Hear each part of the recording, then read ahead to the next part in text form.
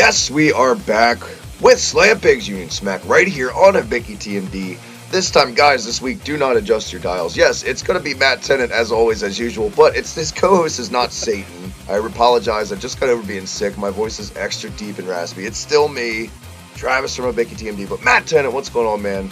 How have you been? How was your week? Where can everyone catch you and what you do? Standard week, same as usual. Busy and then just. You can catch me on Twitter at the Perfect Tenant. You can. Here goes the whoring. You can buy my Undertaker book from completelynovel.com, Amazon.com, Amazon.co.uk, and our online shop unionsmack.bigcartel.com, where you can now purchase our brand new T-shirt, Travis, wonderfully designed by our friend Rocky, who did a fantastic job. Yes, thank you once again to Rocky. And also, Matt, don't forget, depending on where you're at in the world right now, it could be really cold. Brand new winter hat was up. That was awesome. Oh, and big fan of that on era. Twitter, by the way, Matt. Yes. Do you know, I had to think then. I'm looking at my notes for what we've got to come. I was like, what the fuck? Yes. Danny Birch, NXT UK's own Danny Birch, was a big fan of the design. So thank you for retweeting it, replying to it, liking to it. First of many, I hope. Once again, the man Danny strikes again. Gives you a like on Twitter. Man, we do miss seeing you, Danny, on NXT UK. Sorely missed, but hope to see him soon, some form or fashion, man. Yes, we will see him, I believe, in 2 or 3 weeks when he and Only Law can challenge. Who are they're challenging? They're challenging Marcel Barthel and Fabian Ike. No, fucking fake. What am I talking about? They're challenging the grizzled young veterans. This is a good start, isn't it? So, yeah, I'll get there, Travis. It's all get there in good. the end. So we'll get there together. It's all Like, good. so we haven't done a show in a minute. I'm recovering from being sick. Let me see if I still have this in me. As always, hit that subscribe right down below for all the best retro gaming and pro wrestling on Twitter at the Hibiki TMD. And once again, thank you. Check us out now. All Slam Pigs podcasts and Union Smack content featured on ProWrestlingJournal.com. They've got you covered for the Indies, WWE. Speaking of the Indies and WWE, Matt, what is going on this week in our news segment? First off, I'd just like to mention the passing of Les Thornton. Let's just get the bad news out of the way first, Travis, before we jump into all the AEW stuff. So he died on February the 1st. He was 84 years old. And for those who didn't know him, complete British legend, 6-time NWA World Junior Heavyweight Champion. One of his most famous matches, and I urge you to check it out if you can find it on YouTube. I'm not sure the footage exists anymore. Was against Tatsumi Fujinami. Great match. A lot of people might know him as a jobber in WWF in the mid-80s. Teamed with Mick Foley, of course, in his first ever WWF match against the British Bulldogs. And do you know what? Just a sad loss to wrestling in general. And I feel like a horrible person. Let's go. Let's put me on blast. When you tweeted me, we need to do a tribute on Les Thornton. I said Les Thatcher. Yeah. You know what? This is one of the reasons from the beginning I wanted to start the show with you, learning and things I didn't know. I did not know all that about Les Thornton and his resume, and yeah, I only knew him from that Mick Foley match where, Dynamite Kid broke Mick Foley's jaw. That's the only thing I knew Les Thornton from, and other squash matches. But I knew he was a bigger star over there in Europe and stuff, but I never knew details or anything like that. But yeah, it's really unfortunate. It's a shame that his legacy, honestly, is going to go down for that one Mick Foley match. Yeah, agreed. But you know what? If you can find any of his matches online, everyone listening to this, then I urge you to go and check them out, because 10 times more entertaining than a lot of things you see on Monday nights now. Yes, so Les Thornton, rest in peace. And I feel like an asshole for not knowing who you were. AEW once again this week. They're always in the news, but this week, big time in the news. They had another presser, poolside. What was this? Vegas. Yes, it was MGM Grand, somewhere like that. To be honest, I wasn't paying much attention to the the surroundings, but Yeah, I believe was it not where they're going to hold Double or Nothing Yeah, somewhere along those lines? believe so. Yeah. I didn't watch it live. I watched the last one live. This one I just saw highlights and bits and pieces of. I don't know if you did. Yeah. No, I didn't watch it live. I saw bits on YouTube and Uh, the unveiling of one or two massive names, etc. So yeah, Obviously, the biggest news coming I out of think this from everyone. the highlights and stuff I saw, Matt, was The Undertaker is an AEW. Wait, that was Chris Jericho. Shit. I'd have loved it though. Can you imagine just all the lights gone out, the bong, and then just holy fuck, he's an AEW guy now. They should have done that. They should have did the lights go out and the bong, but then the lights come on and then Fozzie's song hits and it's Jericho dressed like that. Kind of like a get the Yeah, tease. That would have been even better, I feel like. But what a midlife crisis that fucking that was outfit this was for Jericho. This just screamed Judas. So many bands went through my head, but I got to be honest. I got to be honest. Yes, he's a prick on social media, but I love the get up. Obviously the biggest news coming out of this is Kenny Omega, which we all knew was going to happen. He signed with AEW. He's exclusive to AEW now. Big time news. Um, from the highlights and bits and pieces, just to recap all this real quick, what was your takeaway? Was it more positive than it was, or just the same? Like I am, like I'm ready. Put up or shut up. I get it. You're building it, but enough pressers. You got enough of them under your belt now. Let's see some action. Let's see the product. yeah, exactly. We've heard so much about it. We've heard all the stars that are coming. We've got matches signed for Double or Nothing now. So I think enough public attention. Everyone knows where you are. When you're going to be there. So let's get it going. I want to see something, Travis. Actions speak louder than words. So let's get it done. Yeah, exactly. From all the possible, like we know pretty much the whole roster now. We know some matches going into the Double or Nothing show coming up. Out of all that, Yeah. what are you most hyped for? Any program, any specific guy? I mean, I'm really intrigued with how Pac's going to fare. Is he going to be their world champion? I hope so. I really hope so because I think AEW know what WWE wasted. So I think they'll be eager to push that to the forefront and say, look what you could have had if you'd have only cared. So I'd like to see, Pac reign on top of AEW. But I have to say, I mean, I'm most excited, I think, to see the journey of Cody. I know he's, what is he, executive vice president slash co-owner, something like that. Yeah. But as a wrestler, he's not really set my world on fire since he left WWE, even when he was in WWE. But I've not really seen the hype around Cody on the Indies. He's had one or two good matches here and there. I watched his match at All In against Nick Aldis. It was fine. I didn't see the rematch for the title, but I want to see if Cody can really become, you know, the top guy in basically his own promotion. I think the biggest flaw or whatever it is that's been against Cody to coming off a little more lackluster on a lot of these Wrestle Kingdom shows compared to the matches he's surrounded by is just that I think he's been Yeah, surrounded by just such incredible goddamn talent on Ring of Honor, New Japan, wherever he was booked at. He might have come off with like a step behind in a way. I totally agree with what you're saying, but I feel like if you took him off of those shows and put him like a on an Impact or WWE, something they would have been probably the best or one of the best shows on the card. Whereas his match with Kota Ibushi, like a Wrestle Kingdom last year, or something, it was good for that show, but something felt yeah, you know what I mean? But on any other show, that would have yeah, been match of the night. So I don't know yeah. if that's Cody.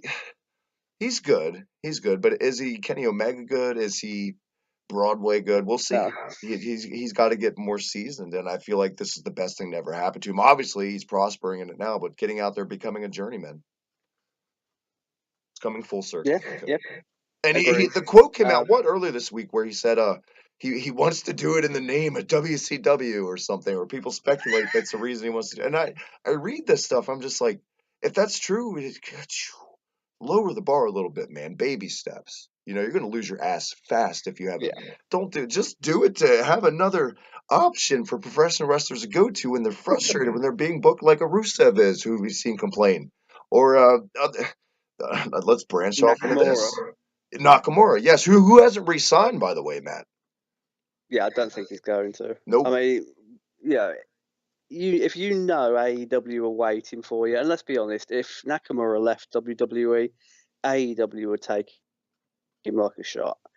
If you knew that was waiting for you, with the money that they're offering, would you really sign up to be Rusev's tag team partner for another 6 months? It I depends. wouldn't. Sorry, I'll be gone. It all depends on the guy. It depends why you're in the business. Are you in this for, let's flat out say it, the money and the glitz and go? Are you in it because you love pro wrestling? You just, Yeah. you aren't Well, content just doing the same shit every night. You love to create with new talent. honestly, I think. I mean, I see the point, but I think Nakamura is someone who wants to be at the top. He wants to. Obviously, he wants to create with new talent, but he wants to do it on a grander stage. And I don't think WWE are ever going to give him that now. They had the chance, they shit the bed, and now look at him. I think his WWE career is done. If he does resign, I think it'll be a big mistake for A, him a lot of personally people because like to you they, know they like to compare Nakamura to kind of like Dean Ambrose we talked about last week, where it's kind of both their faults, the yeah. booking and he kind of phones it in. I don't feel like Nakamura started phoning it in until after they just started turning his character into someone who just does low blows and just bullshit and ridiculousness. Then he just stopped giving a fuck because why should he care? Do you know what? I think it came before. I think it came during the Jinder Mahal rubbish. It was like, is that the best you've got for me? Yeah. Like, oh, you're jobbing me out. A former IWGP Heavyweight Champion, you're jobbing me out to Jinder Mahal. It's like, done. Writing was on the wall there for me. It And was I'm like, sure if you're if going to you do ask that, any of those then guys in WWE why they booked it like that, they'll give you the same bullshit speech probably of it was too soon to put on. It wasn't too. That SummerSlam was the perfect timing to put on Nakamura. I feel like yeah, they should have agree. done it, but they didn't. I agree. He's a seasoned veteran. It would have been too soon if he'd have just been in the business for 6 months, as a whole. But for a man of that stature and the history he's come from, it's like just do it. But no, Jinder Mahal and the branching into India project was more important than making a new headline star, Yep. and that's going to cost them in about a month and a half when his contract comes up. Yeah. It's true. One last AEW segment here, Matt.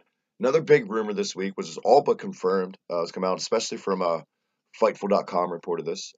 There were rumors and speculations that, and we see these bullshit posts on Twitter all the time now, ever since AEW has become a thing, Matt. You know what I'm talking about, where John Cena's in talks with AEW. Hulk Hogan, maybe in negotiations. Oh, come on, fuck you with your clickbait bullshit. But no, there's another one that everybody just assumed was another one like that. Former one of the biggest names in the company interested in it. It turns out AEW has put out feelers to Randy Orton. Randy Orton has rebutted he's interested. This is all but been confirmed, like I said, to cover our ass. One of the last guys I'd expect to hear this, I would have expected to be Nakamura, like but like we were talking off air before we talk about if any of the top like a Cena or Undertaker, any of these quote company guys who I could picture saying "fuck you," I don't give a shit because they go to the beat of their own drum. It's Randy Orton. Yeah, I agree. I mean, we were talking about this off air, and I can't see him going personally. But do you know what? You never know. Like you said earlier, it depends on the person. It's like where his mindset is when his contract comes up, what WWE are willing to offer him going forward. That they're meant to be in the midst of a new generation. Things are changing, new talent's being pushed over old talent. If the money's there and the offer is legitimate, will Randy Orton say, "Well, look, you're not going to push me now over these, so I'll go to someone who's just going to give me enough money to live comfortably for the rest of my life." What, a 2-year deal, or are WWE going to go back on their word and just push Randy Orton into a main event spot again, despite promising us something new? I think it's going to be a very interesting situation to watch. If he does go, I will be very, very shocked. I will be too, especially we were talking also off air. He's only ever worked under a WWE umbrella. He's never ever been a journeyman wrestler. He might have done what one outlaw mud show like that his dad put together before he got into Yeah. OVW. That was it. I, It I, I don't know. There's just something about yeah. It's like saying, "Oh, Shawn Michaels could have jumped to WCW." In the day, it's like he could have, but looking back now, could you really see a Shawn Michaels with another company? And I think it's the same with Randy Orton. I just can't see his face under another banner other than WWE. Yeah. The only way I could have seen Shawn is if he was only ever in like the NWO, but that's it. I couldn't see him out there Yeah, like Team WCW at all. Like, yeah, I agree. I agree. Same with the Undertaker. It's like he's not going to AEW. Let's just. And you know what? I can't remember the bloke's name. The one who's back in AEW, the billionaire. He came out on Twitter. I think it was yesterday before we recorded this, saying like we can't sign everyone. And I agree. It's like why would you want? I don't see the point of repeating WCW and even TNA/Impact's mistakes by signing a bunch of former WWE talent. It's like just sign indie guys that need the chance and let them become AEW talent. There was a tweet sent out, I saw, Travis, and I looked at a lot of replies to this tweet. It said, "Oh, for me, AEW need to sign a lot of big names from the world of professional wrestling to succeed." And it's just like all these marks going, "Oh, yeah, they need massive, massive names to, make a splash in the market." It's no, they don't. They need unknown names that are going to become AEW guys in, years to come. You don't need a roster full of ex WWE talent that nobody cares about. then you know what that turns you into if you do that is TNA. Exactly. And that Exactly. and you know what? I when that tweet that the owner put out, that's great, but I'm also weary because I remember when speaking of TNA when they started, it was all supposed to be about X Division and stuff like that. And yes, there was a Jeff Jarrett there, but it what God, the plethora of XWB guys that came in later just contradicted everything they preached in the beginning. And I hope AEW doesn't become that. You know, stick to your Me too. guns. Yeah, I agree. Indeed. Uh, Whether they will or not, I mean, they want to be this revolutionary new company that's an alternative to WWE. I'm hearing Am I right saying they've signed with Turner Broadcasting, or they're going to, or something along those lines? But could you I don't know. imagine? Maybe. Man.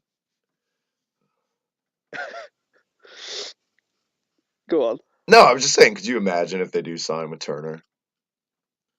Yeah, I'm 100% sure I read. I mean, it's an internet news article, so it might be true, it might not be. I'm sure I read they'd signed with them, and it would be announced at a later date, but I couldn't tell you where I read that. But if they have, or if they do, and AEW turns out to be one of the biggest wrestling successes in the last 20 years, then I think the only person that's going to get the last laugh out of that is Ted Turner.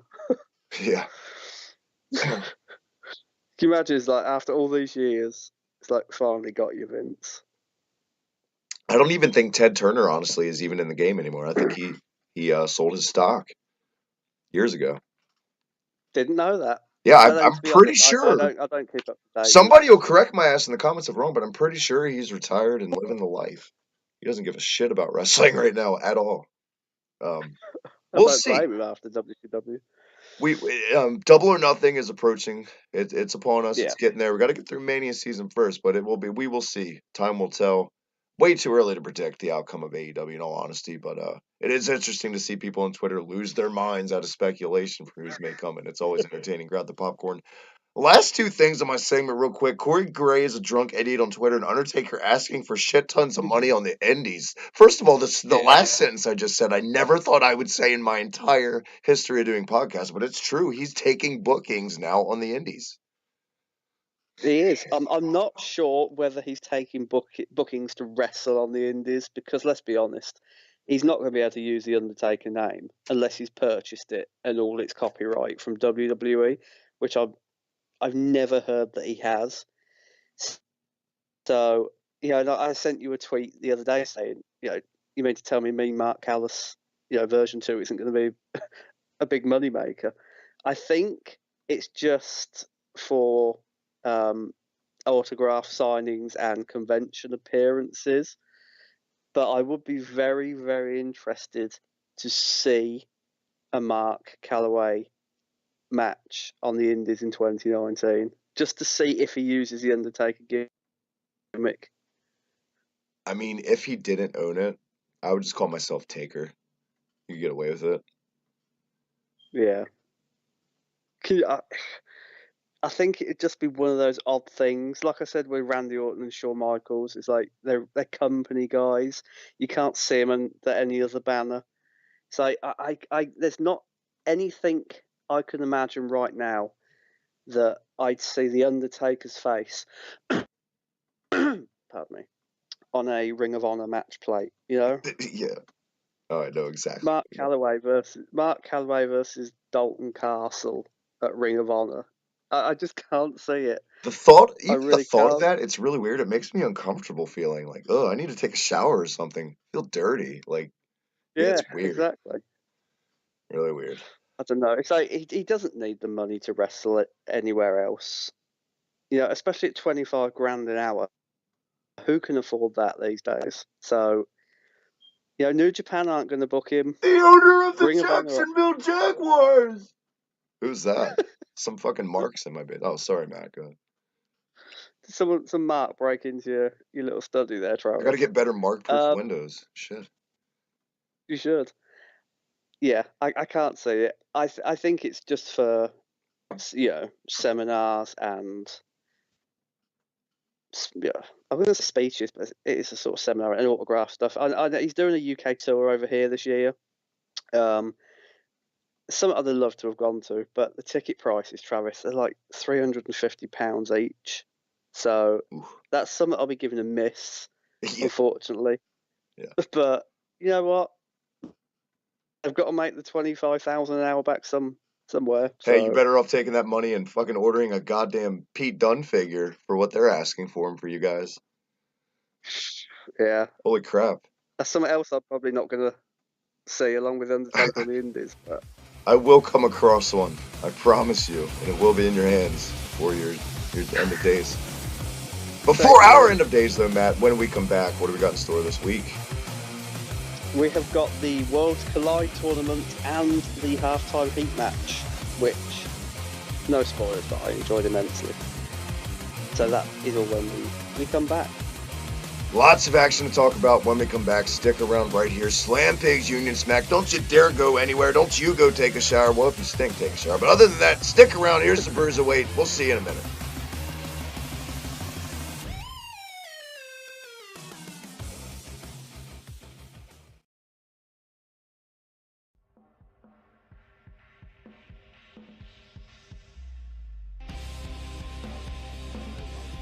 I'm the Bruiserweight Pete Dunne, and you're listening to the Union Smack podcast.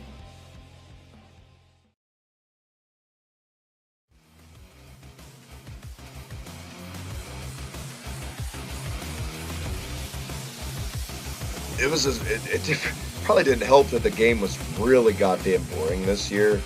The halftime show never makes sense. It's always the opposite of what it should be. It should be like, yeah, metal or rock or get the crowd up. No, but it's, hey, maroon 5, terrible tattoos, and all this bullshit. So people are already bored. Then this elevator music puts them to sleep even more. It's just like, I can't imagine why I didn't watch any of it. I'm glad I watched halftime heat now instead of fucking Maroon 5. I am immensely happy. I watched halftime heat. Glad we are back talking about halftime heat. See, I snuck it in on you, Matt. Snuck it in again. Don't say that's what she said. We are back though, Matt. Yes, we are going down. Little doubleheader this time. Halftime heat / Worlds Collide tournament. Starting off with halftime heat because, like we said, it's one match. But what a match it was! This match was action packed enough and all that, ups and downs, and the match was so well told that it could have been an entire episode of an NXT. I feel like. Yeah. Yep. I love the performance center surrounding as well, and you could see the wrestlers in the audience. But the match itself, what a thriller! More interesting, Travis, than the entire Super Bowl for me. I don't know how long the Super Bowl was on for. I think it was like 7 hours worth of coverage over here. But that what was it, 15, 20 minutes match? Just wonderful. Yep. And Ricochet, it's like, if they waste this man when he gets to the main roster, then they deserve everything they fucking get, because I know Alistair Black and Adam Cole and Gargano and Ciampa and Dream were all brilliant, but for me, Ricochet is probably the standout star of every match he's ever had on NXT thus far, with the exception of the matches he's had with Pete Dunne, obviously. And both you and I, even before he came, even before the matches with Will Ospreay, when he was Prince Puma in Lucha Underground in those original seasons, he was tremendous. And he's going to go down if he keeps up at this rate, in my opinion, Matt. You might disagree. This era's Rey Mysterio is that guy to come along and just innovative shit we've never seen before, fluently, and can have a match with anybody. And that's what Rey Mysterio did in '96 when he came mainstream in America. Yep, agreed. I'm sure the main roster will waste him, Travis, and injure him. Full house shows a night plus television, but I think right now we should just enjoy Ricochet as he is because he's special. And I'm glad the fans haven't done what they tend to always do. He is special. What they tend to always do with Rey Mysterio, where they heel on him for no fucking reason. The fans have stuck by him, and he's been in there with some guys just as, if not more, Velveteen Dream, Adam Cole, and he's had his fan support. People haven't never really turned on Ricochet in a match, and he always finds a way to wow people. This match, speaking of back in the day, we talked about '96, first halftime heat, I think, since the original, what, '98, '99? I think it was '99, Rock and Mankind. Yeah. I believe it was. This is, and I was really excited when they first made the announcement they were bringing this back. Thought it was an awesome thing to bring back. Yeah, agree. And do you know what? I'm glad they did it live and didn't pre-tape it because it's like the extra suspense. I mean, I read all the NXT UK spoilers, and it sort of waters down the show for me. But to see this live, it was like, what is actually going to happen? So yeah, I'd like to see him do NXT live in the future. Me too. Yeah, but based on the back of this and obviously their takeovers, I think it's much more organic. But ever since this aired, also live, Matt, this has come out as the most viewed NXT match ever with on demand and live combined. So that's awesome. And this has a really cool, weird feel, like you said, from the Performance Center. But a lot of this audience were WWE talent, and the commentary team had Shawn Michaels on it.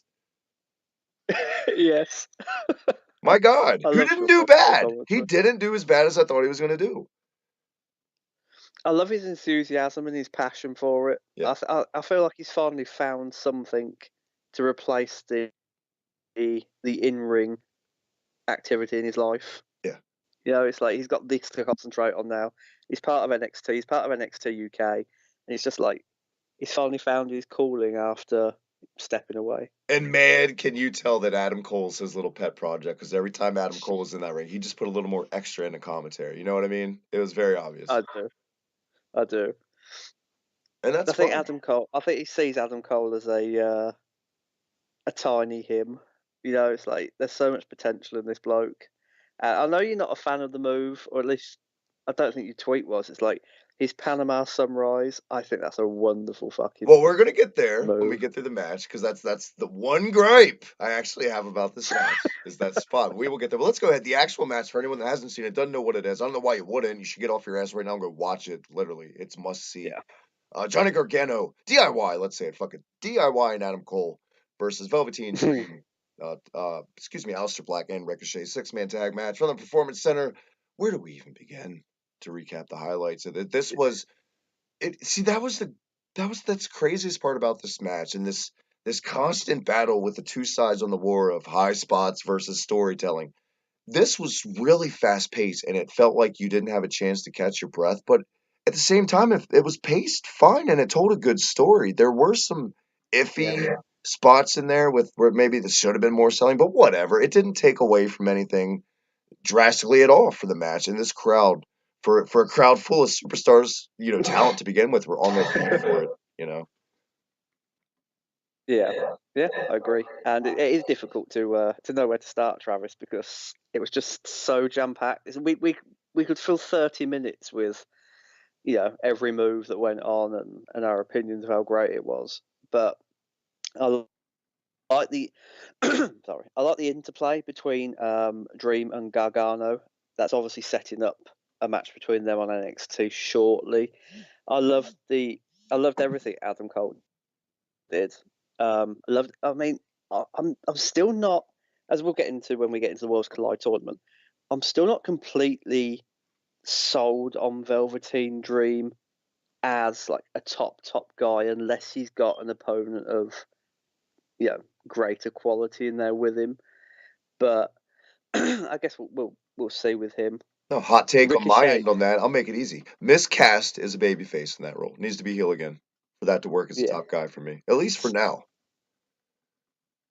Yeah, I can't disagree with that. He the character screams egotistical prick. It was always at his best when he was a heel, just like the Miz, just like Bobby Roode, just like so many goddamn guys. They unneedlessly turn babyface just because they get over being a heel, not being a babyface. Yeah. I never get that ever.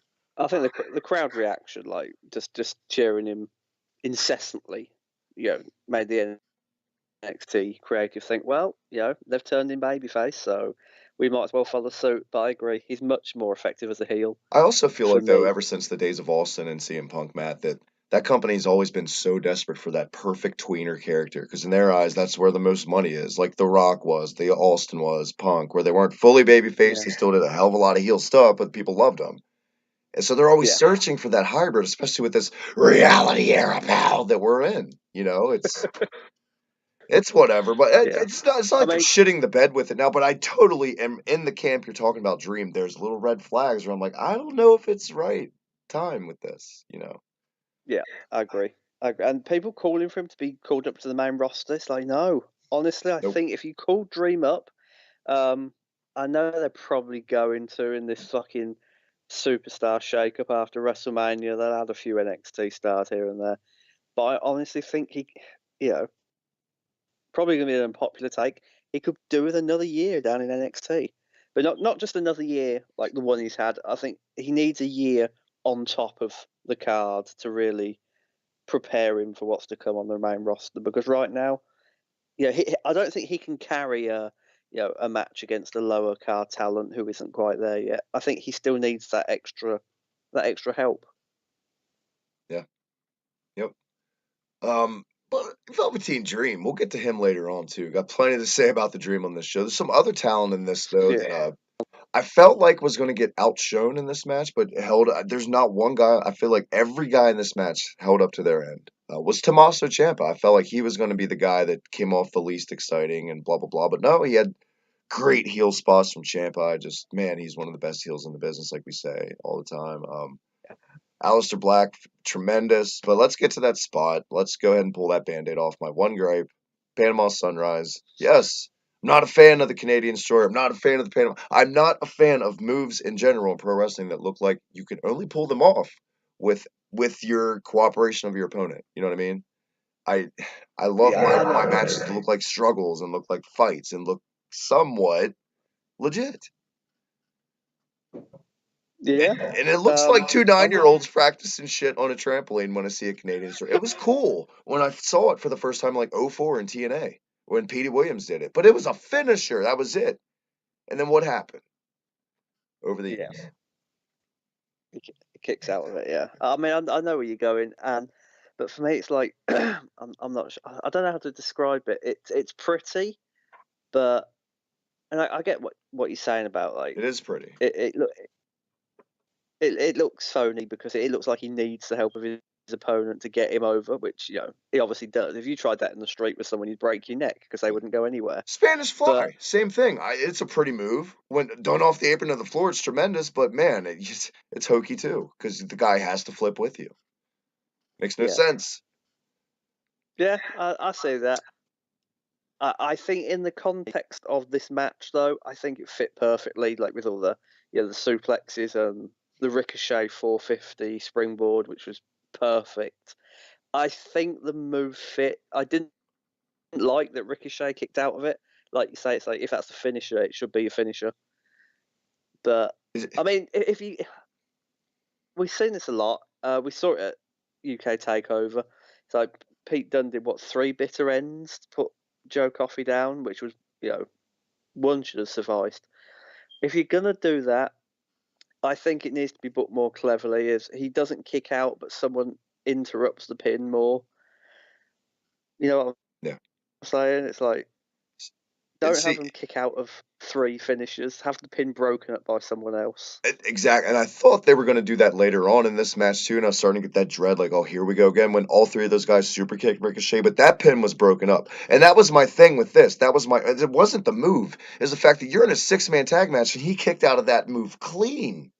Clean. Yeah. And I see people have already come at me on Twitter to spare me with, well, technically that's his signature. It's not his finisher. Okay, I'm sorry. The fact that we live in a world where a move where you have to flip and pile drive a guy like that is considered a signature and not a fin. What the fuck are we talking about? What is a finisher? Get my shotgun out and blow out his fucking brains? You know what I'm saying? Like, that's the world we I know live what in you're now. And saying. I don't even reply. I just let these people hopefully one day look back at the shit they've tweeted out and be like, God, I was a fucking moron. Yeah, I know what you're saying. And especially with a move like the Panama Sunrise, it looks much better, if he was going to use it as a finisher than his last shot. So I think, I don't know, it's difficult, isn't it? It's I'm sorry difficult. to On get one so hand, worked up about it's it. nice, but on the other People, hand, it's very, yeah, illogical. But people then it's just wrestling. aggravate the shit It's out of me, wrestling man. today, isn't Yeah, it's frustrating. So frustrating. it? It's very frustrating. It's not like you and I ask for a lot from fans, from bookers. We ask for one simple fucking thing in our wrestling, Matt. What is that? Logic. That's it. Yeah. That's all we ever want. And you people with your Jesus Christ. But here we are, c'est la vie. This match, though, the final result, Matt.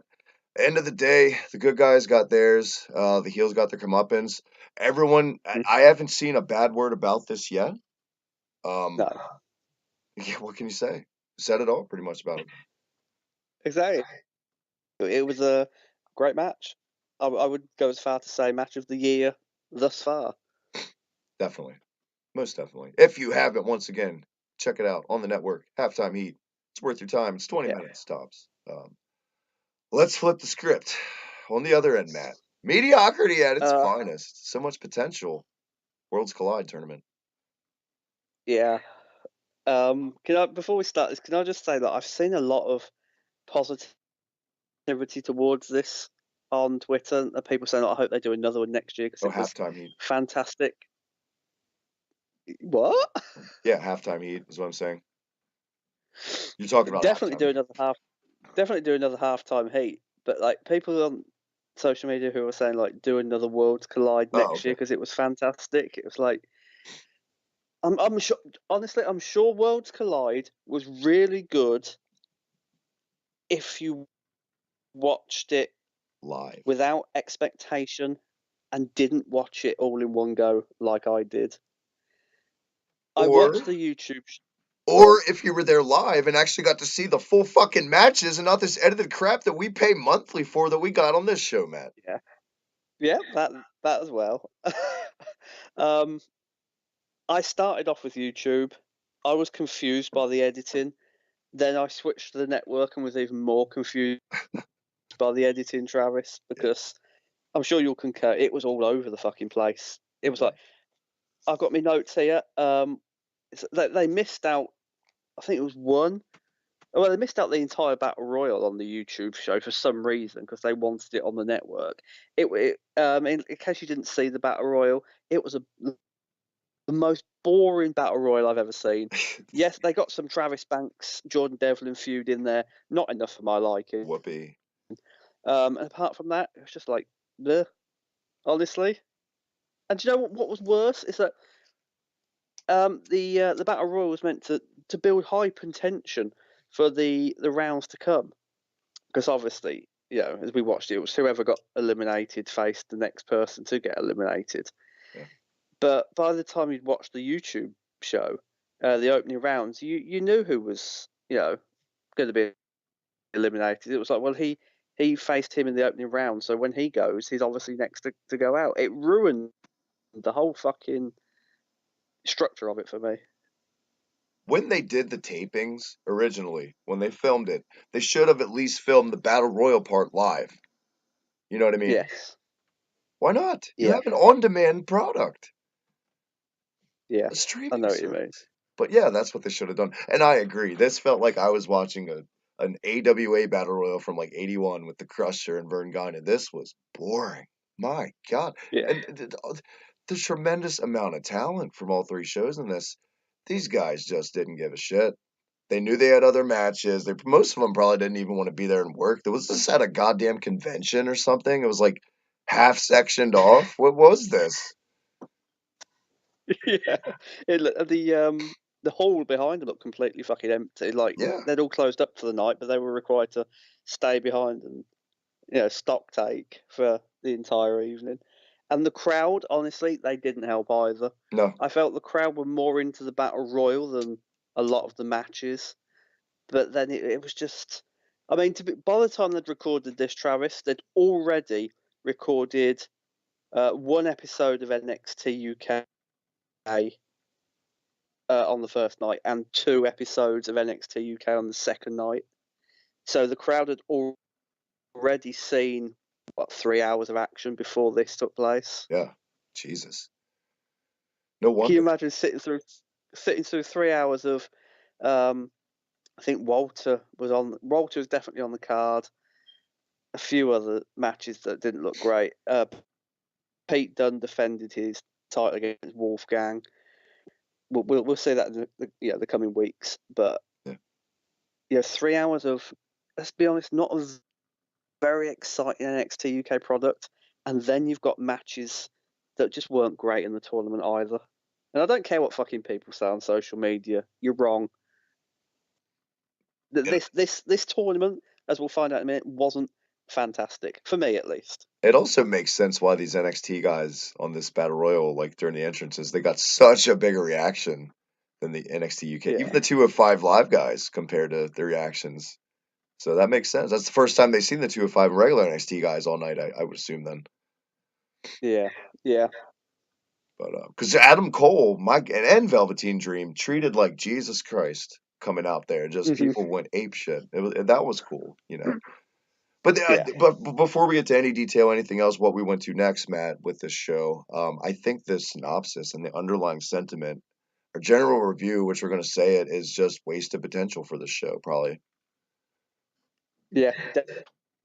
Definitely. I mean, even the later matches, which I won't spoil, but we'll get into it in a little bit. But even the quarter-final, like semi-final matches, which should have been huge, they should have felt like a real, King of the Ring type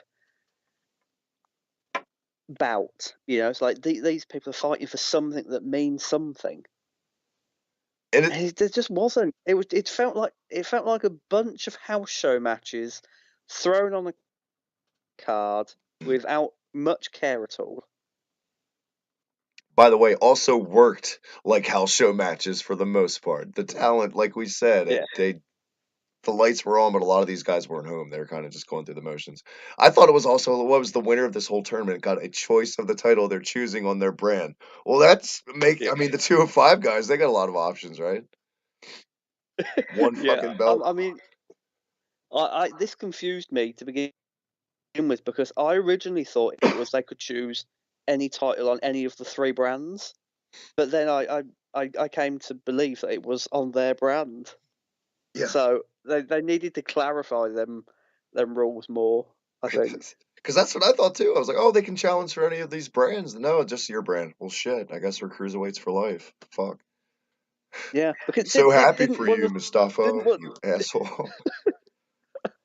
didn't one of the commentators say like, oh, if Velveteen Dream wins, he could challenge Pete Dunne for the UK title. That's what convinced me. It's like I'm sure somebody said that along the way, but then This show was booked by people on meth. Like even the commentators had no clue what they were talking about. Everything was fucking sporadic and just didn't. It was overlapped. But let's get to it, Matt. After the battle royal, who was won by the way, Jordan Devlin. Hell, my boy. That took me by because I didn't read the spoilers for this. You knew all this shit going in, but I was like, what? Jordan Devlin? But we saw how well that turned out later on. But yeah, what did you think of that? At least Devlin getting the win. How it panned out. I like that they gave it to an NXT UK guy. I would have preferred Jordan Devlin to have done something with the win. Yeah. I mean, he crashed out later in the tournament. I would have preferred him to go to the final. It's like it felt like a waste of a result. So if you're not going to book this heel to get an easy, buy in the first round, get him to the final at least.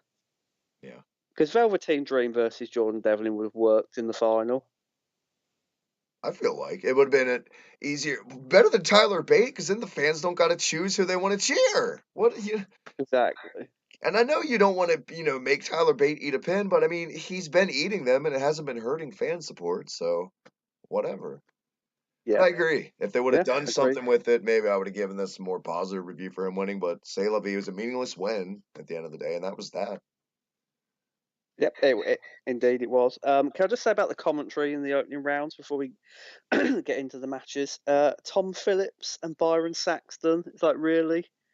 Yeah.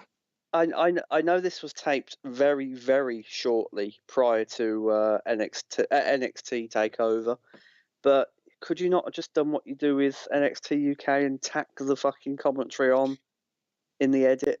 Have Nigel McGuinness and Vic Joseph do all of it, because I didn't want to sit through 2 hours of Byron Saxton and Tom Phillips.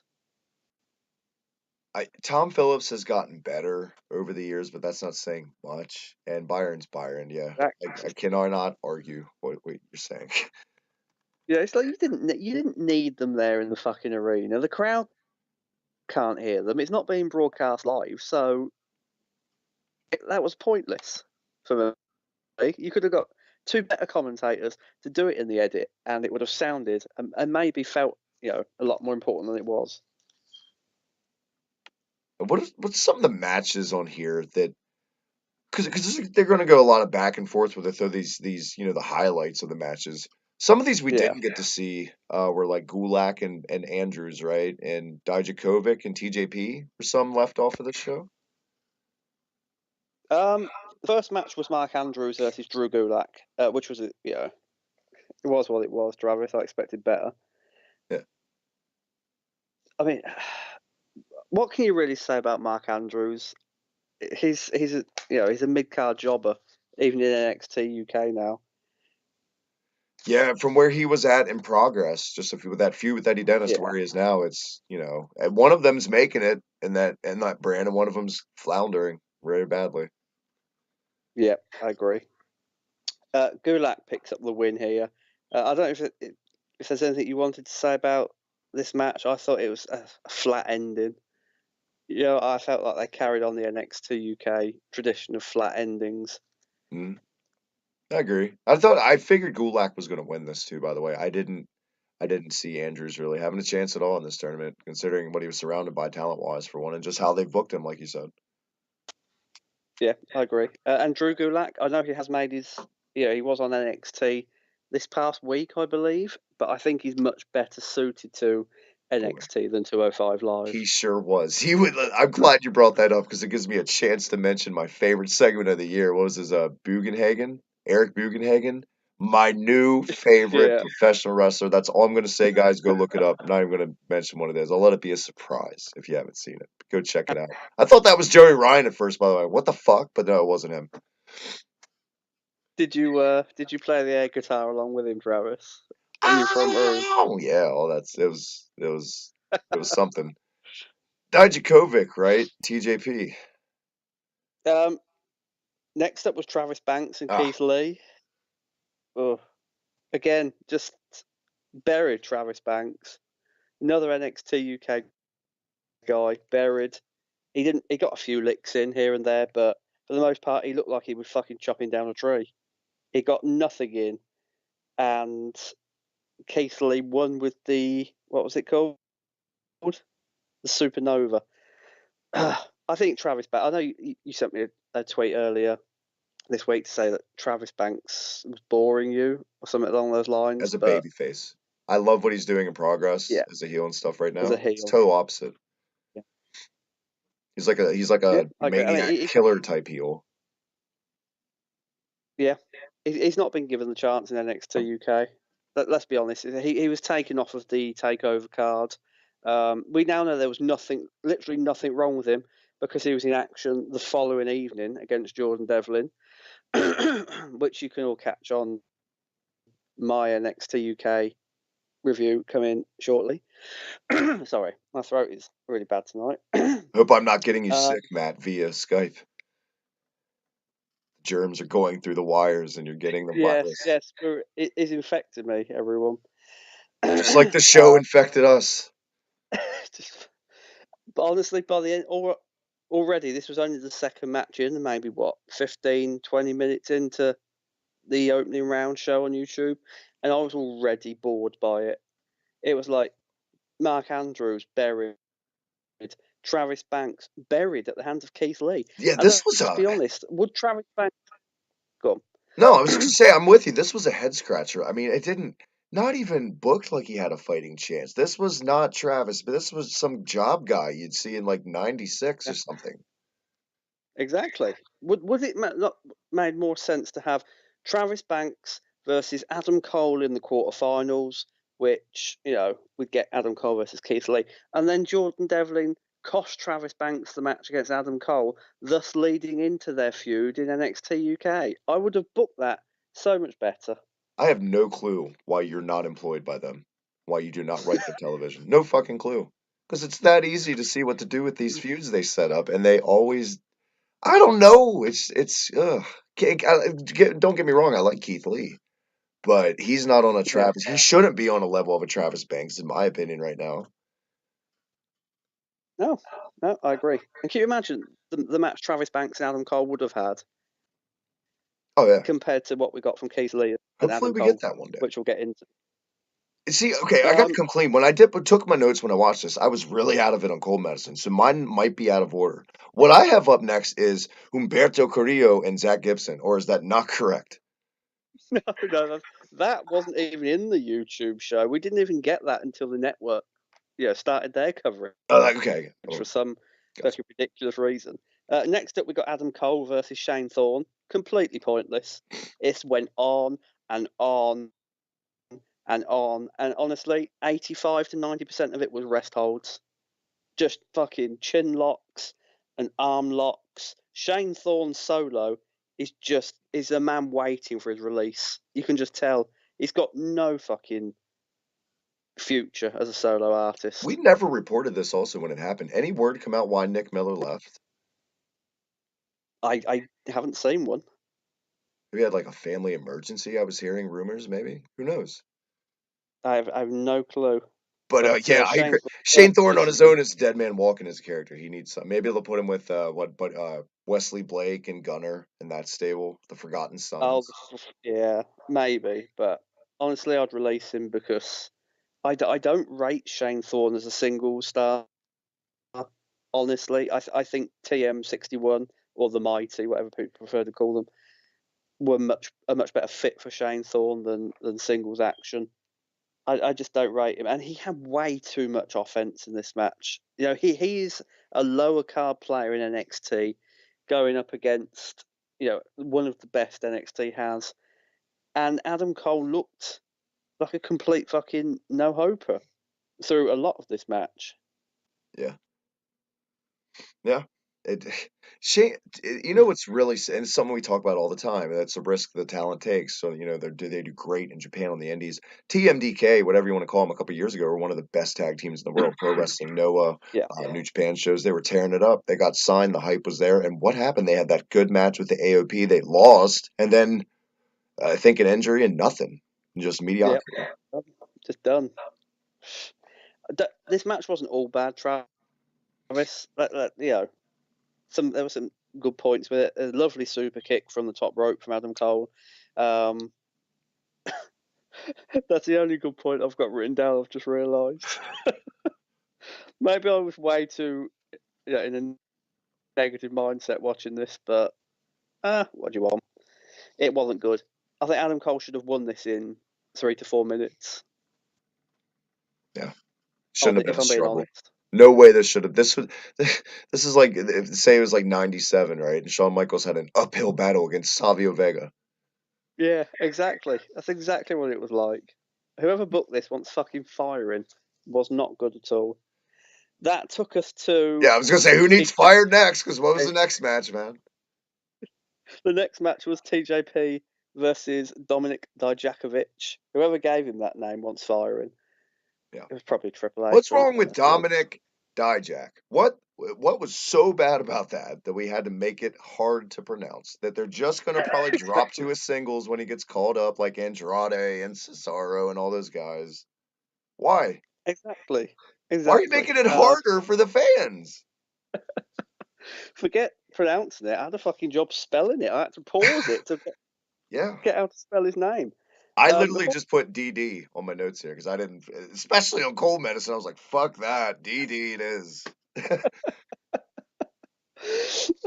Right guy won at least. What a ridiculous pairing in a matchup, and that's one of the things I do love Yeah. about wrestling, a spectacle type Big Show Rey Mysterio. I thought that was interesting at first, but I mean, it's not like this hit a home run for me or anything. Yeah. Can we just get the TJP? There's still in 2019, Twitter accounts dedicated to TJP. Can we just, I'm sure he gets the teenage girls moist, and I'm sure they love him as much as they say they do. But really, just go and do, get out there and I don't know, do drugs or something. Get a life. Jeez, get out there and get I'm sure. smacked off your tits. I'm pretty sure cocaine addiction is much better for you than TJP. At least he wears tights that fit now. Thank God. True. He doesn't look like he pooped himself. What's your take on this match, though, Matt? I mean, let's be honest. Right now, if you'd never seen, I'm going to call him. I'm not pronouncing his full fucking name. It's pathetic. If you'd never seen Dijak on the Indies, then you'd never know from his time in WWE that he was a bigger deal as he was. He just looked like some mid card PC trainee they'd just thrown on. Yeah. Honestly, it's like a generic creative guy in 2K19 or something. Exactly, generic big guy. That's all he is now, and it's a shame. As far as the match, his power was impressive. TJP cruiserweight against a big fucking bloke like that should not have been given as much momentum, and shouldn't have given Dijak as much of a fight as he gave him. It looked ridiculous. TJP isn't that good, and fuck all the teenage girls who say he is. Yeah, just he's gone from cruiserweight champion to generic fucking wrestler. And let's be honest, his cruiserweight title matches on pay-per-view after he won that title weren't all that. His matches against Brian Kendrick almost put me to sleep a few times. Yeah, I agree. So, I mean, he's a fine worker, but he's not like next level. Like, I'm not going to build a company around him. No. Exactly. I'm surprised he's kept a job for as long as he has, to be honest. It's like he might be a fine worker, but unspectacular in almost every way. Yep. Man, this tournament's depressing me already. Nice sit-out choke slam by Dijak, and he wins with Feast Your Eyes. And that's all I've got to say. It wasn't a great match. It wasn't anything to go back and watch. Again, like the Adam Cole match before, it went way too long. The inferior competition was given way too much offense. This should have, let's be honest, it should have been a squash. Dijak should have squashed TJP and gone on to look like a monster against Tyler Bate in the quarterfinals. Yeah, I totally 100% agree. But I do like the Feast Your Eyes spot and the name of, but it just screams kind of Ryback to me. Yeah. At least it doesn't stand there and go, feast your eyes, feast your eyes. Like a meathead, like a robotic meathead over and over. Like you pull Ryback's string and that's what happened. We have, honestly, we've got a good a tournament to cover. We've only got like 20 minutes or so left on the show. We're going to try to breeze through it a little more fluently, I guess, and not get as sad and depressed about it. Did that take us to Baton Alexander? It did. All right, I was right for once. Look at that. Hey. Cedric Alexander versus Tyler Bate. Much better match, but not a patch on what they can do. Let's be honest. No, given more time and let's say it honestly, a different, better stage, these guys probably would have tore it up 100 times more. Yeah, exactly. If this had been a takeover match, it would have been 5 stars. As it was, probably 3. again, just a lot of house show, nothing this really, and Tyler Bate wins with the Tyler driver. So Man, Alexander's yeah, momentum make of has it what you gone will. down drastically in less than a year, hadn't it? Yes, yeah. Good Lord. I mean, I think he needs a good push now up to SmackDown. If Mustafa Ali is in a program with Samoa Joe, there is no reason in 2019 Cedric Alexander can't be in a program for the IC title, in my opinion. I agree. I'd like to see. I know he wouldn't win. Alexander versus Daniel Bryan. Alexander versus AJ Styles. Oh, These are all programs waiting to happen in stop. Vince McMahon's so-called new generation. You know, his new beginning. So Yeah. make it happen because he's going nowhere on 205 Live anymore. And I don't even watch the show, and I know he's not going anywhere on 205 Live anymore. Yeah. That was night one, correct? We had Tony Nese versus Velveteen Dream to round it off, but again, it was a lot of nothing. Nothing. The match. Nice got fucking really what, and that is another guy right there. Now with squander potential once again. That is a guy. No reason he shouldn't be in a U.S. title program. Anything. Yeah. I mean, this match, it was constantly on the go, from what I remember. A lot more than most of the other matches in the opening round were, but again, it was just nothing here. Mm-hmm. The Velveteen Dream reaction was the best thing about the match for me. Exactly, and he is a prodigy. I do got to give him that. He knows how to play a crowd and listen already. You can see it. He knows how to work an audience years beyond where he probably should be, considering the amount of time he's been in the business too. But it does need work, like we were saying. It does. Yes, it does need work. This is pretty That took us to standard dream match, though. I mean, it was a standard dream match. I think he worked with Tony Nese well, but I think this is a good. I can't fucking think the word. It's a good example of what we were saying earlier about how he's gonna struggle to carry talent, who aren't in his league. Ring general. Exactly. So Tony Nese was never going to carry this match. Velveteen Dream sort of needed to because of his stance with the audience and where he is in NXT, and he didn't really. I felt Tony Nese sort of looked like he was in control for this, and he shouldn't have been. Yeah, I agree. Once again, shocker, I agree with Matt, but it is what it is. What else you can't argue with that. Yeah, I mean, everyone has eyeballs, and we've all watched this night one, and there it is. And it's not like this was so basic and so formulaic, and just so all of these were so predictable, and you're just like, that's what it was. There was really only, in my eyes, one huge upset on these entire two nights. We'll get to that here in a second. Which would, but considering the guy that lost in that match sucks, considering who he lost to, in my opinion. But how are you holding up so far, Matt? We're almost done with this tournament. We are. We're in the quarterfinals.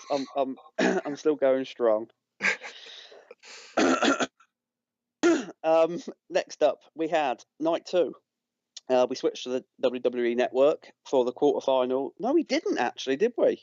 We stayed on YouTube for all the quarterfinals apart from one, but as if people care about that. Adam Cole versus Keith Lee in the quarterfinals, and boy, another wasted opportunity. Yeah, I felt they wasted this match too soon. This could have been a takeover match.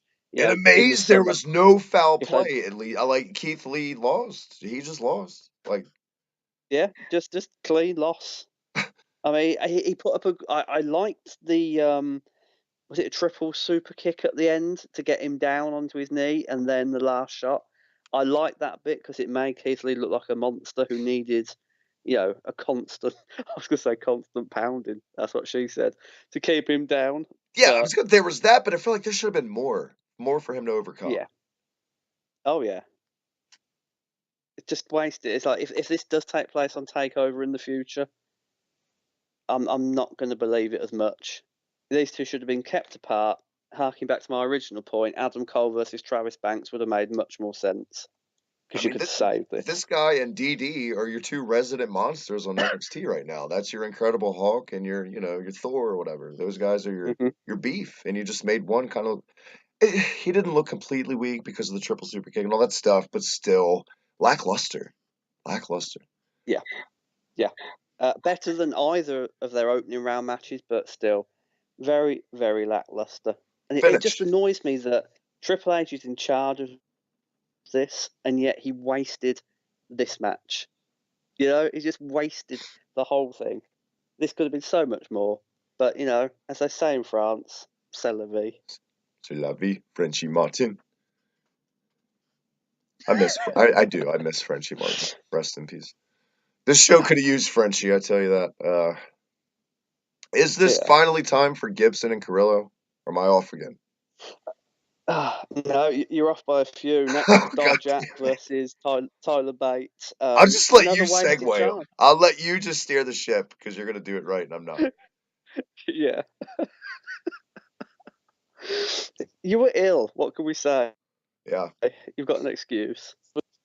Dijak versus Tyler Bate. Again, I don't know. It was just a constant feeling with those, Travis. Just wasted opportunity. I like the small David versus Goliath story that they told. That was very good. Tyler Bate, as always, excellent in the ring. Dijak did look like a monster here. I will admit. I felt in certain ways the match never recovered from its bitty beginning. It was here and there, but it held together well for me. And honestly, it only really came to life in the last few minutes with the the counters and the dives. Yeah. That's how I would have worded it, pretty much. Next up, we came to. This is where the fucking editing became ridiculous. Velveteen Dream versus Humberto Carrillo. We hadn't seen Humberto Carrillo versus Zach Gibson's first round match yet because they wanted to save that for the network for some reason. I wouldn't. I'd have put it on YouTube because it made Zach Gibson look weak. We'll get into that in just a second. As far as this match went, I would rate this very good match. Probably the best match of the entire evening, personally for me. I would have to agree. This one was probably the best paced. Just felt the most captivating is the word. Something about it compared to all the other trite. I didn't write many notes during this because I was captivated, by it so much. After all the shit we'd seen so far, it was like, oh, finally a breath of fresh air. Yeah, and say what you want about Carrillo. I mean, 205 Live could always use fresh faces. I think it's a good thing. Yeah. And I think he's got a good look, and I think he's going to be. I don't think he's going to go farther than like a Lucha House Party if he goes to the main roster. But I feel like for 205 Live, he'll probably end up wearing the title. I mean, a win over Gibson like that. I mean, that guy's been a big deal for that brand for like a year. That was the guy that challenged Pete Dunne last year, Matt. For Christ's sakes, he just won the tag team titles, and probably a lot of people say match of the night. It was a damn good match to take over. Grizzled Young Veterans have looked unstoppable, and this is kind of out of left field, honestly. Yeah, it was. Nice segue, by the way, into the Gibson-Carrillo match. Very well done there, sir. I just felt, again, Zach Gibson was another NXT UK talent shafted. What was... I mean, I'm assuming Triple H booked this tournament. Did he do it purposely to make Tyler Bate look the strongest, underneath Pete Dunne on the roster? Or did he just care more about 205 Live and NXT than the brand he's actually trying to build up instead of the brand that's already established?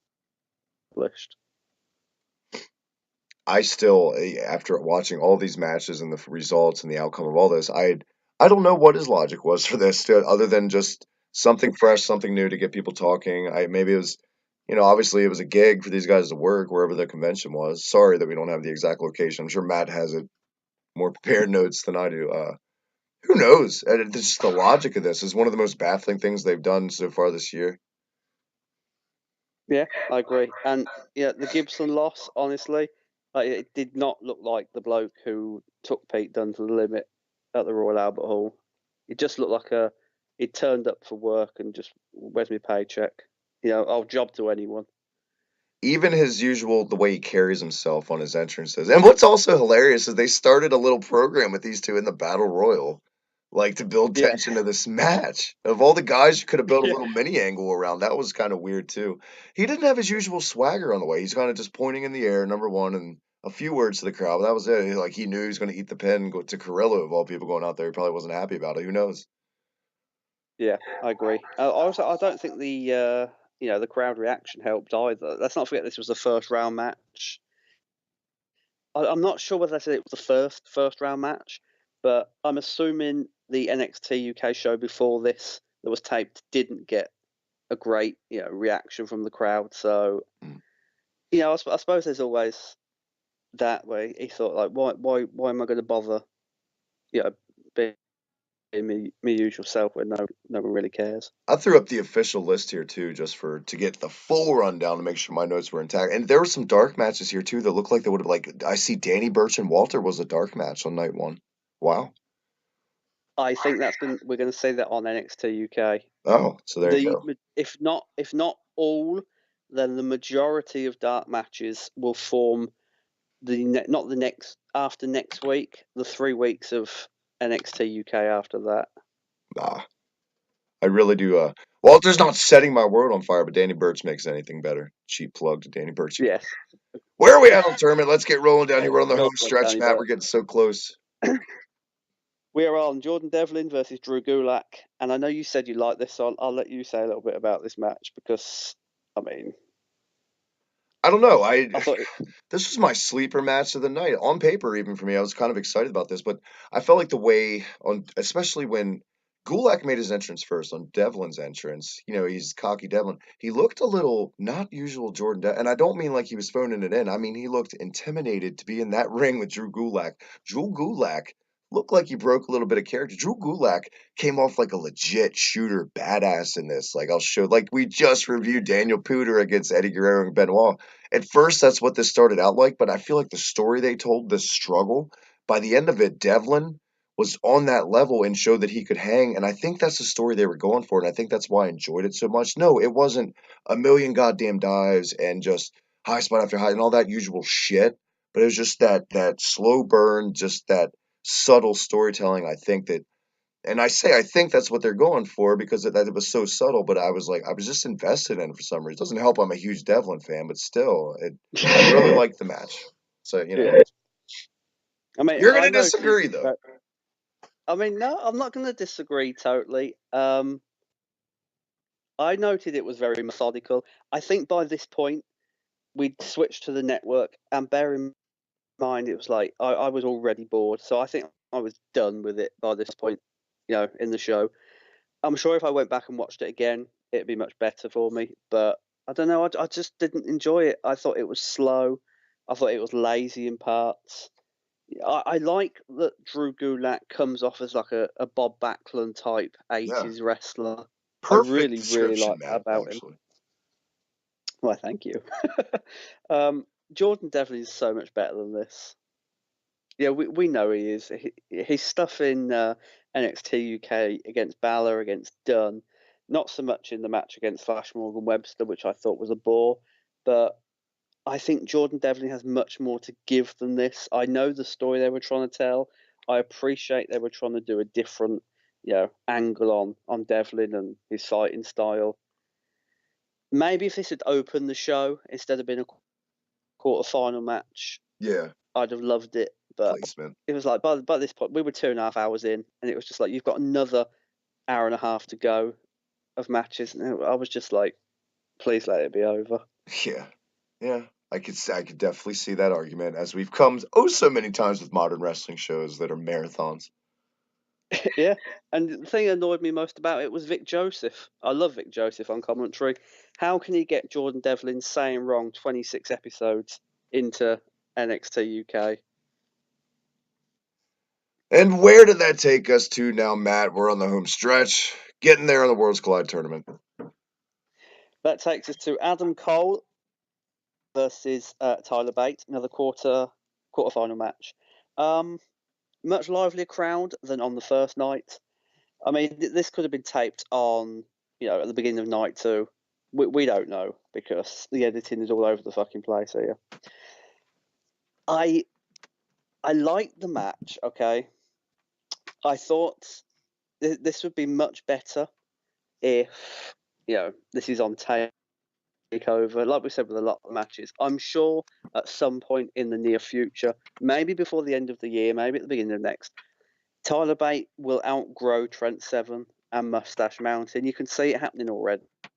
He's the star of that team, and he'll be promoted to NXT proper because I'm assuming that's the next logical step for anyone who leaves NXT UK. Right.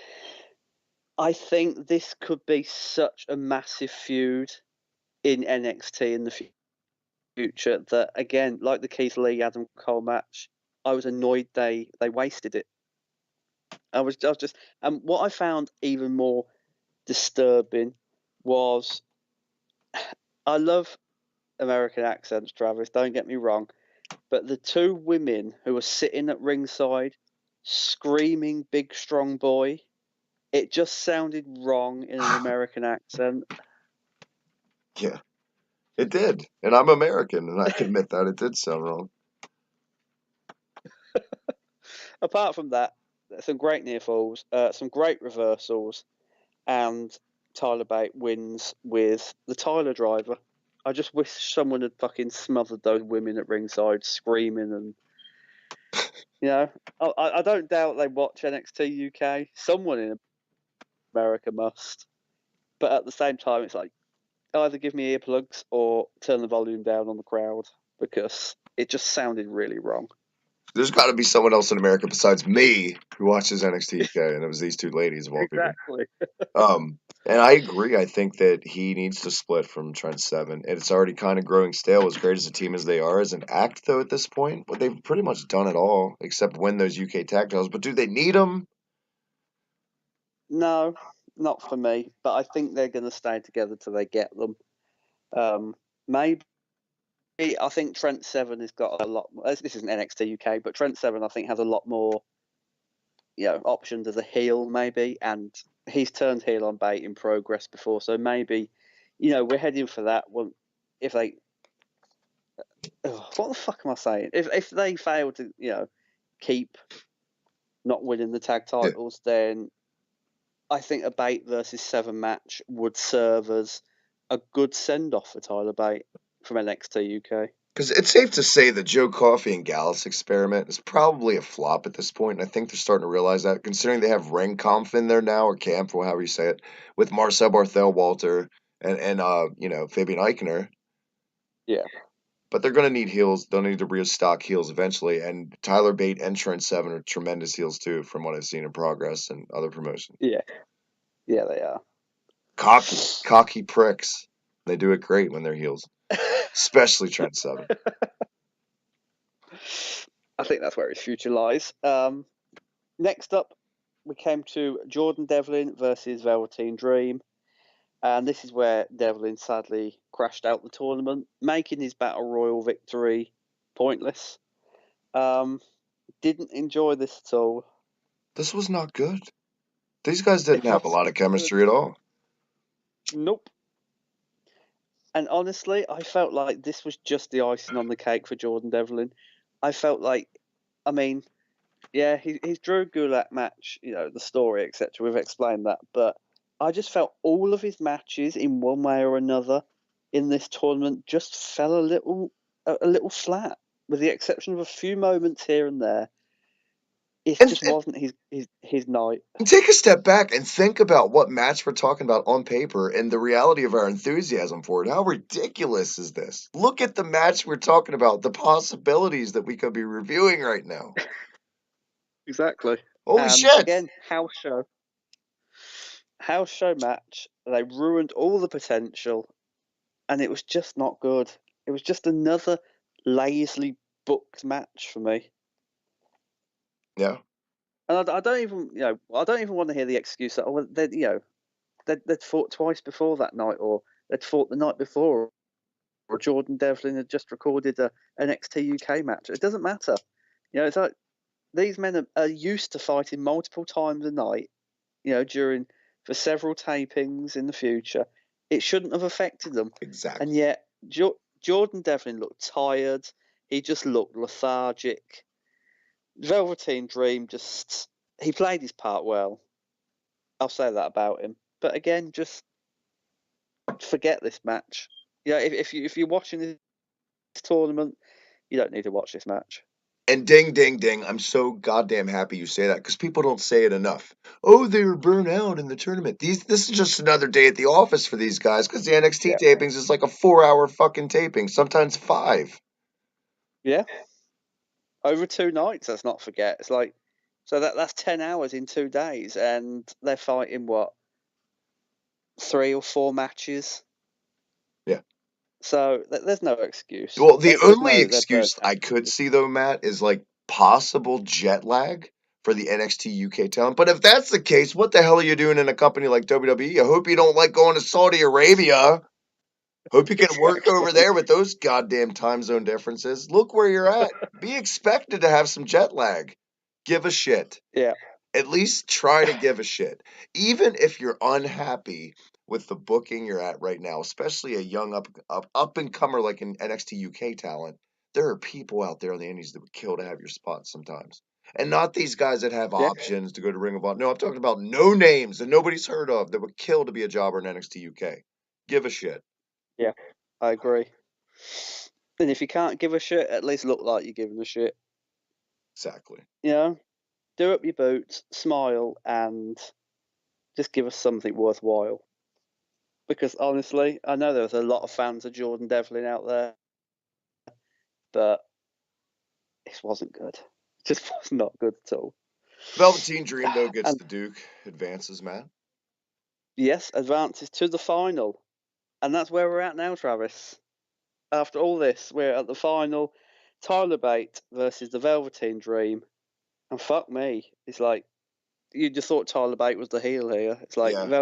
Velveteen was so over. Now, this match was maybe the best match of the entire 2 nights for me. This was, well, the commentary was fine. The crowd was into it, as they should for a tournament final. I don't hate the finish because somebody's got to lose. I like both guys. But you're right. You would have thought Tyler Bate was the goddamn heel. Yeah, yep. And this match, I think, forgetting the Jordan Devlin disaster, I think this match more than any on the night showed how far Velveteen Dream has come. As a talent, we've seen him hang with Tommaso Ciampa. We'll see him hang with. I don't want to spoil it because I know you don't read the NXT spoilers. Have you read the spoilers of what's to come? I have not. Okay, I won't spoil it then. We will see him hang with another great NXT talent in the few weeks to come. I just think that to be able to go with Tyler Bate and keep up with him and match him, I think shows how far Velveteen Dream has come in a very, very short time. So all credit to him for that. However, very well put. And with that, Velveteen Dream, after a very competitive, good match, emotional match, people into it, gets the win. Wins the whole thing. Gets the win. Wins the whole thing. And I mean, I know where it's going. You've not read the spoilers. Can I just say that this didn't feel like a final to me? It was a good match. It was a good story. I just didn't feel like it was, a final. It was the first real time through the whole 2 nights where it felt like anything of importance was on the line, though, considering the crowd and just, I don't know, the atmosphere. Yeah, I mean, yes, to a degree, but I didn't get the feeling like this is it. This is the culmination of the past 4 hours of television. Yeah. This is the payoff. This is what you get. Yeah, I'm not saying extend it with video packages of how they both, got there in their respective time in NXT and NXT UK, etc. Because we didn't need it dragging out. It was long enough as it was. But I needed something more, just something more. Maybe at the end, the winner announcing what title they were going to go for. That, or Yeah, maybe like they just a did third at part, like this was night 2, like the final episode for this. Half of that shows the build up through the and then a vignette for each guy, and then the match, and that's that episode. Yeah, it's just something to make it feel like less like another match in the tournament. Exactly. You are on fire this week, my friend. With just, I have nothing to come back with because you said it all. You said it all. You cannot argue with your points this week. End of the day, Matt. Thank you What very do you rate and review? Thumbs up, thumbs down, thumbs in the middle. What do you score Worlds Collide tournament? I'm going to give it a controversial thumbs down because there was too much wasted potential and too much fucking about. I'm going to give it a B-, a generous B-. Very fair. I'm gonna give it a C plus. Maybe even I'm gonna give it a C, just for just how disappointing this was for the most part. I mean, we've said it a million Yeah, times. I'm not gonna say it again. Just the squander potential of it was that there were high points to it, but not enough for me to validate giving it more than at the highest a C plus. yeah. And please don't fucking message us on Twitter saying, oh, it was a great tournament. Go back and watch it. It really wasn't. Oh, It was by all a means, mediocre message me. tournament I'll at call best. you a twat and tell you to go fuck yourself. I don't care. And then I'll praise the gold standard Shelton Benjamin every week more and more just to aggravate you more and more. Well, there's your open invitation. Message Travis. Please don't message me. I don't have time for dickheads. I don't discriminate. In a good. Travis will tell you you're a cunt whoever you are. He does not discriminate. You know what else I don't discriminate? Whoring. Cool. Whoring ourselves Whoring. out so sweetly. One more time, Matt. Where can everyone catch you and what you do? You can catch me on Twitter at The Perfect Tenant. You can buy my book, The Undertaker, A Trip Down Death Valley from CompletelyNovel.com, Amazon.com, Amazon.co.uk, and our online store, unionsmack.bigcartel.com, where you can also buy our second official t-shirt designed by Rocky. Thank you very much, Rocky. And our bobble hat for the winter, because temperatures are mighty cold. And because Danny Birch says so, God damn it. Yeah, Danny Birch will fuck you up if you don't buy one. And to our good friends over at ProWrestlingJournal.com, once again, thank you for featuring us over there. Check them out for all great vlogs, indies, WWE, they got you covered. As always, hit that subscribe down below right here at Hibiki TMD for all the best retro gaming and pro wrestling. I promise my voice will be salvaged, but before we get out of here, a little special announcement. Special episode next week. Iron Man Matt Tennant, the Maniacs, doing it again. 4 episodes for some shit in one. Knock them all out to catch you all up on NXT so we can start clean slate, both of us back. So next week, just Matt. Check it out, my man. Taking care of business as usual. Until then, until next time, Slam Pigs, Union Smack. Matt. Cheerio, man. Thank God you said it. See you guys then.